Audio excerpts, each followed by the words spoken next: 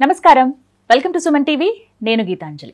September 8వ తారీఖు నుంచి 21వ తారీఖు వరకు మహాలయ పక్షాలు అంటే పితృదేవతల అనుగ్రహం పొందేటువంటి దివ్యమైన రోజులని చెబుతారండి. దేవతల కన్నా శక్తివంతులు పితృదేవతలు అంటారు. మనకేమైనా సమస్యలు ఉన్నా, మన నిత్య జీవితంలో మనం ఎదుర్కొంటున్నటువంటి అన్ని సమస్యలకి వారొక పరిష్కార మార్గాన్ని చూపిస్తారు అంటారు. అలాంటి వారి అనుగ్రహం పొందాలంటే ఎన్నో విశేషమైన కార్యక్రమాలు చేయాలి అంటారు. అయితే అందులో ముఖ్యంగా హోమాలు అనేవి ఎంతో ప్రత్యేకం. అటువంటి కార్యక్రమాలు నిత్యాగ్ని ఆశ్రమం తరపున శ్రీని గురూజీ గారు నిర్వహిస్తూ ఉన్నారు.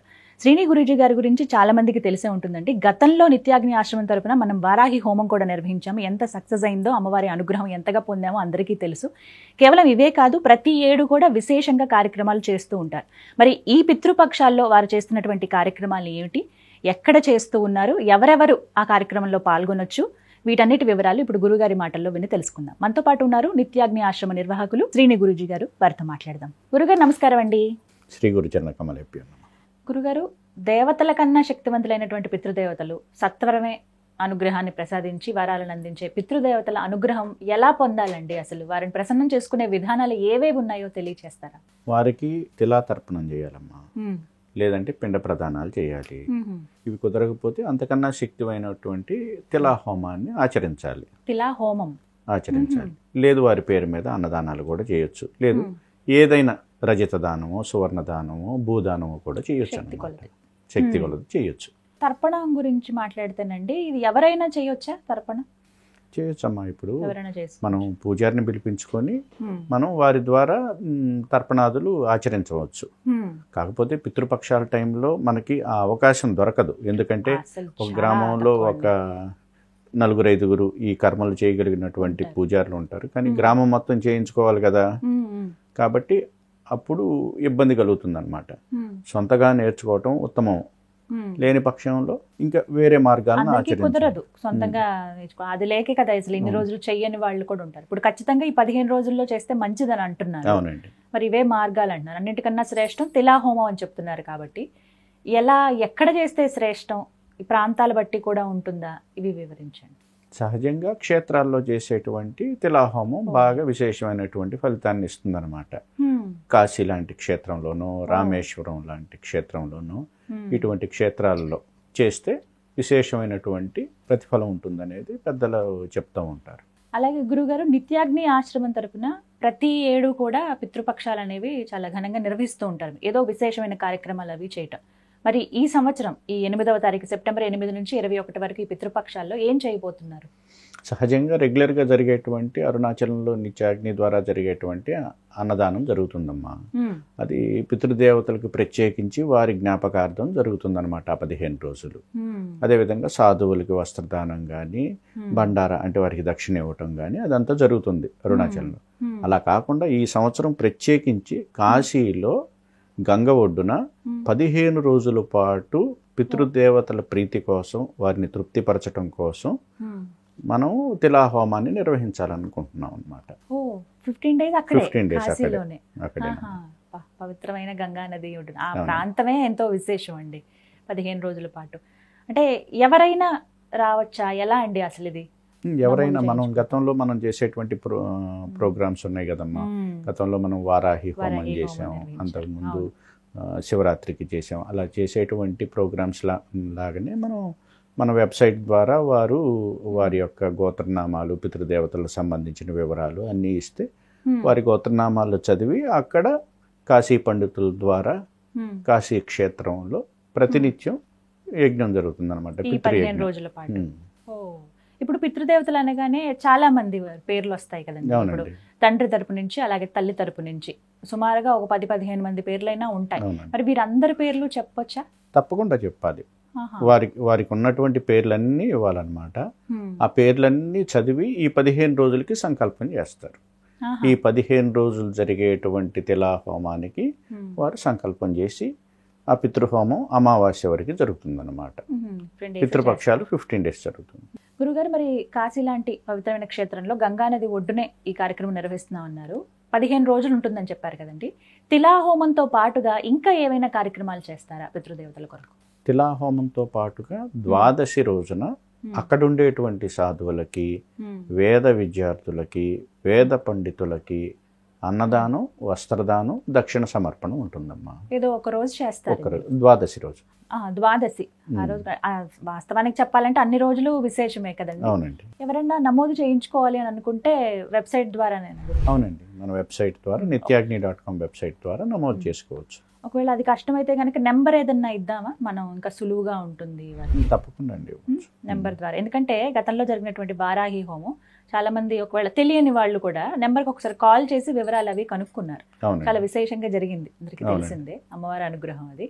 ఈసారి కూడా ఈ విధంగా కొంచెం ఏర్పాటు చేశారు కాబట్టి నెంబర్ కూడా స్క్రీన్ మీద డిస్ప్లే చేద్దాము.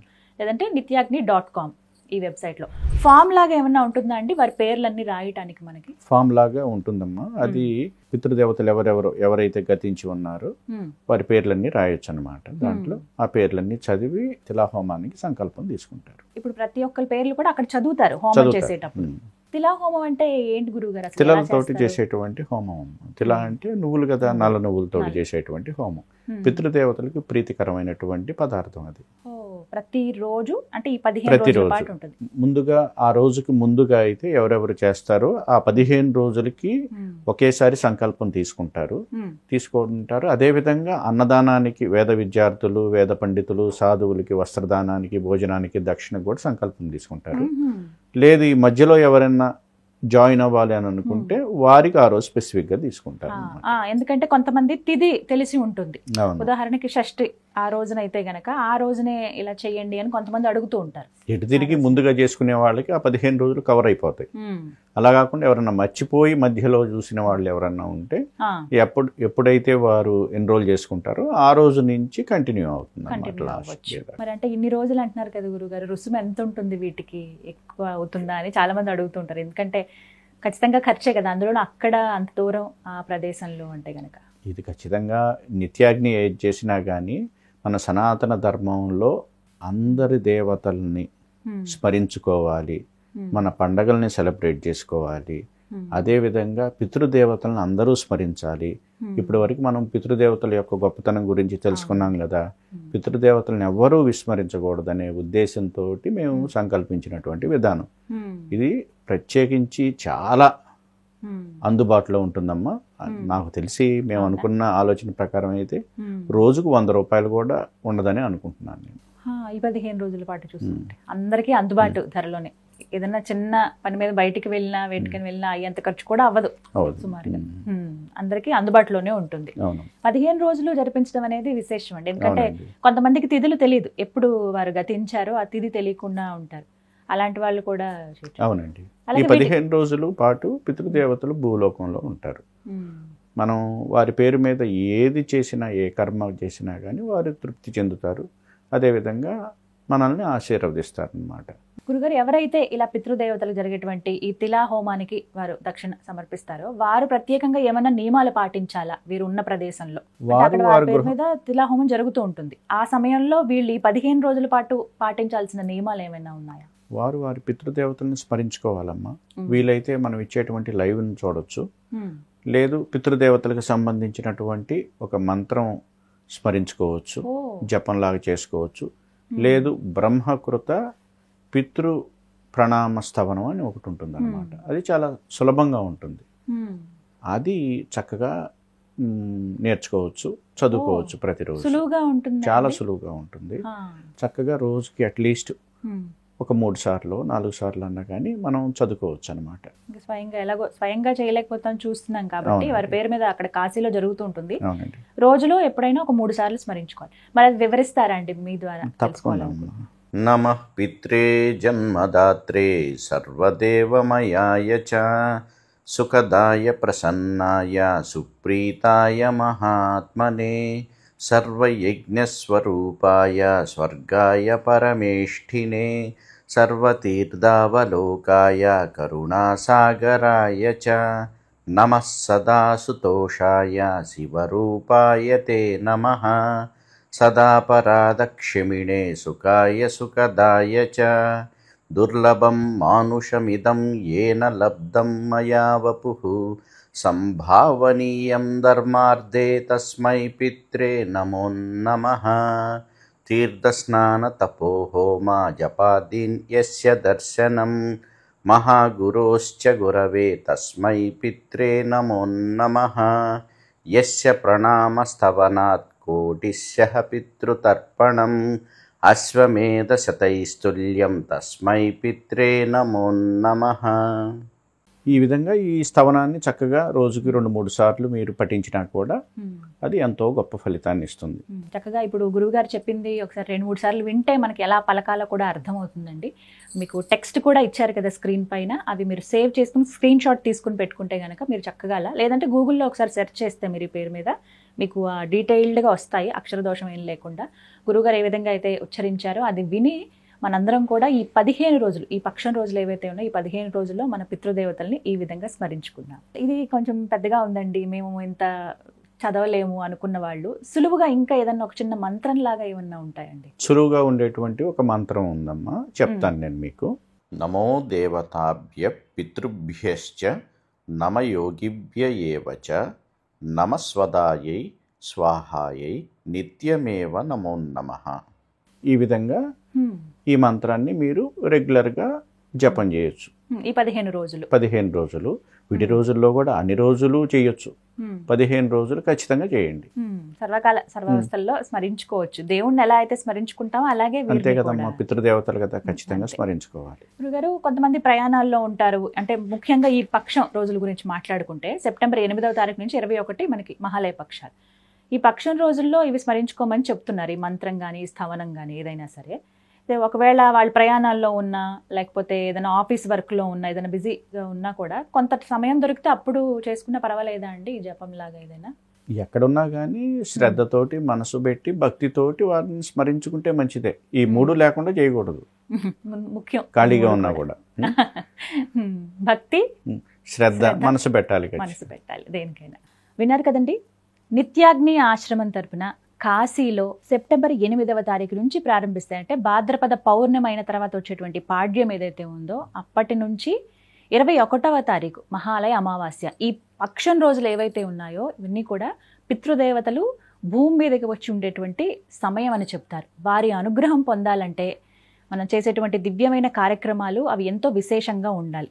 అటువంటిది కాశీ లాంటి మహాక్షేత్రంలో నిత్యాగ్ని ఆశ్రమం తరపున తిలాహోమం నిర్వహిస్తున్నారు. చాలామందికి సమయం ఉండదు మన ఇళ్ళ దగ్గర చేసుకోవడానికి కావచ్చు. గురుగారు చెప్పినట్లుగా ప్రతిరోజు అసలు మనం పితృదేవతల అనుగ్రహం పొందడానికి వివిధ పూజలు అవి చేసుకోవాలంటారు. కానీ మనలో చాలామంది కుదరని పక్షంలో సంవత్సరంలో ఈ 15 రోజులైనా వారి కోసం అంటూ మనం కొన్ని కార్యక్రమాలు చేయాలి. కాబట్టి తిలాహోమం ఎంతో శ్రేష్టం అంటారు. అటువంటి తిలాహోమాన్ని మీరు జరిపించుకోవాలనుకుంటున్నాం అంటే కనుక స్క్రీన్ మీద నేను మీకు నెంబర్ ఇస్తాను. అలాగే nityagni.com ఈ వెబ్సైట్ ద్వారా కూడా మీరు అది సంప్రదించవచ్చు. మీకు ఒక షీట్ అనేది ఇవ్వడం జరుగుతుంది, అంటే ఒక ఫామ్ లాగా ఇస్తారనమాట. అందులో గతించిన వారి పేర్లు మీరు అక్కడ రాయొచ్చు. అలాగే పేరు, గోత్రాలు కూడా, మీ పేరు, మీ కుటుంబ సభ్యుల పేరు, గోత్రం అనేది ఉండాలి. అలాగే గతించిన వారి పేర్లు కూడా తల్లి తరపు నుంచి అలాగే తండ్రి తరపు నుంచి ఎవరికైతే చేయించాలనుకుంటున్నారో అవన్నీ పేర్లు మీరు రాయండి. మీకు ఈ 15 రోజుల పాటు వారి పేరు మీద తిలాహోమం అనేది నిర్వహిస్తున్నారు. సుమారుగా రోజుకి 100 రూపాయలు కూడా ఖర్చు అవ్వంటే అర్థం చేసుకోవచ్చు. ఒక 1500, 1600 మధ్యలోనే మీకు ఖర్చు అయ్యే అవకాశం ఉంటుంది. సాధారణంగా మనం బయటికి వెళ్తే ఎక్కడైనా ఒక సినిమాకో లేకపోతే ఎక్కడికైనా వెళ్తే మనం గడిపే ఖర్చు ఇది ఒక 2000 వరకు అవుతుంది. అంతకన్నా తక్కువే అని చెప్పుకోవాలి. రోజుకు ఒక 100 రూపాయలు కూడా ఖర్చు అవ్వదంటే అర్థం చేసుకోండి. అలాగే ఇంకా విశేషంగా కేవలం తిలాహోమమే కాదు, అక్కడ ఉండేటువంటి వేద విద్యార్థులు కావచ్చు, సాధువులు కానీ అలాగే వేద పండితులు కానీ వీరికి ద్వాదశి రోజున అన్నదానం కావచ్చు, వస్త్రదానం కానీ వారికి దక్షిణ కూడా ఇవ్వడం జరుగుతుందండి. మన చేతులతో మనం ఇలాంటివి కొన్ని చేయలేకపోతాం, కానీ మన తరపున మన పేరు మీద ఇలా విశేషంగా అక్కడ ఈ కార్యక్రమం అయితే జరుగుతుంది. నిత్యాగ్ని ఆశ్రమం శ్రీని గురూజీ గారి ఆధ్వర్యంలో అనమాట. గతంలో మీరు చూసే ఉంటారు వారాహి హోమం ఎంత విశేషంగా జరిగిందో. చాలామంది సంతృప్తి చెందారు, అమ్మవారి అనుగ్రహానికి కూడా పాత్రులయ్యారు. ఇక పితృదేవతల అనుగ్రహం పొందుదాం అనుకున్న వాళ్ళు కాశీలో జరుగుతున్నటువంటి ఈ మహా తిలా హోమంలో మీరందరూ కూడా పాల్గొనండి. పాల్గొనదలిచిన వారికి వెబ్సైట్ డీటెయిల్స్ అలాగే నెంబర్ కూడా ఇవ్వడం జరుగుతుంది, సంప్రదించండి. నమస్కారం.